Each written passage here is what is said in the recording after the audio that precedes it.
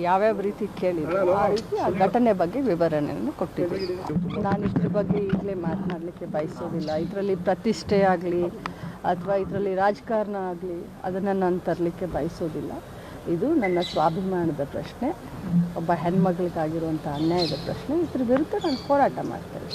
ನೋಡಿ, ಹಿನ್ನಡೆ ಮುನ್ನಡೆ ಇದ್ರ ಬಗ್ಗೆ ನಾನು ತಲೆ ಕೆಡಿಸ್ಕೊಳ್ಳೋ ಅಂಥವಳಲ್ಲ.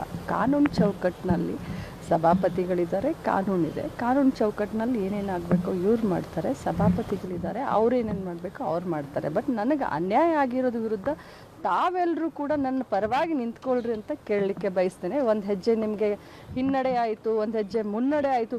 ಇದು ಮುನ್ನಡೆ ಹಿನ್ನಡೆ ಪ್ರಶ್ನೆ ಅಲ್ಲ. ಇದು ಇಡೀ ಮಹಿಳಾ ಕುಲಕ್ಕೆ ಆದಂಥ ಅನ್ಯಾಯದ ಬಗ್ಗೆ ನಾನು ಪ್ರತಿಭಟಿಸ್ತಾ ಇದ್ದೀನಿ. ಅದಕ್ಕೆ ನಿಮ್ಮೆಲ್ಲರದ್ದು ಸಹಕಾರ ಇರಲಿ ಅಂತ ದಯಮಾಡಿ ಕೇಳ್ತೀನಿ. ನಾನೀಗ ಇನ್ವೆಸ್ಟಿಗೇಷನ್ ಶುರು ಆಗಿದೆ. ಸೊ ಇದರಲ್ಲಿ ತಾರ್ಕಿಕ ಅಂತ್ಯಕ್ಕೆ ಬರುತ್ತೋ ಇನ್ನೇನಾದರೂ ಆಗುತ್ತೋ, ತಾವು ಇಲ್ಲೇ ಇರ್ತೀರಾ, ನಾವು ಇಲ್ಲೇ ಇರ್ತೀವಿ. ಆದರೆ ತನಿಖೆ ಹಂತದಲ್ಲಿ ನಾನು ಜಾಸ್ತಿ ಮಾತನಾಡಲಿಕ್ಕೆ ನಾನು ಅದ್ರ ಬಗ್ಗೆ ಏನೂ ಮಾತನಾಡೋದಿಲ್ಲ. ತನಿಖೆ ಪ್ರಾರಂಭ ಆಗಿದೆ, ತನಿಖೆ ಆಗ್ತಾ ಇದೆ. ತನಿಖೆ ಆದಮೇಲೆ ಸತ್ಯಾಸತ್ಯತೆ ಹೊರಗಡೆ ಬರುತ್ತೆ.